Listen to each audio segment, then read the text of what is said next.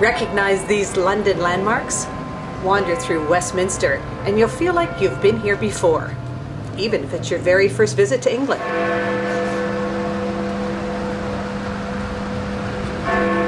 Big Ben strikes the hour as a double-decker bus breezes past the Houses of Parliament. Westminster Abbey is just across the street. The 700-year-old Abbey is a living part of British history, with royal coronations since the time of William the Conqueror, and more recently, the mourning of millions for the funeral of Princess Diana.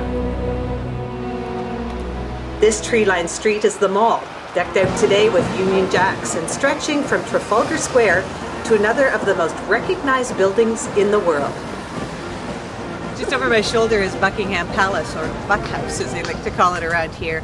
Tomorrow I'm going to be heading into Buckingham Palace and I'm going to be meeting with Prince Philip. Yes, Philip and I and a number of journalists are going to be meeting in the music room. They've already told us there's lots of royal protocol involved. First of all, when I first meet him, I have to curtsy. Refer to him as Your Royal Highness, and then anytime I speak with him after that, I call him Sir.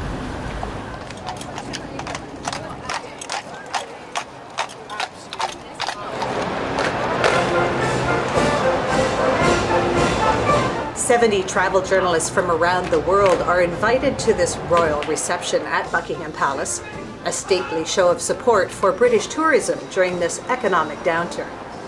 The last time Prince Philip hosted something like this was during the foot and mouth outbreaks of 2001. We arrive in style, 2 double-decker buses pulling through the front gates of Buckingham Palace. I'm told this has never happened before. Stopping right on the forecourt where the changing of the guard gets so much attention. Buckingham Palace is one of the few working royal palaces in the world today. The Queen spends her work week here in the palace and is normally at Windsor Castle for the weekend. If the sovereign standard is flying from the palace's main flagpole, you know Her Majesty is in residence.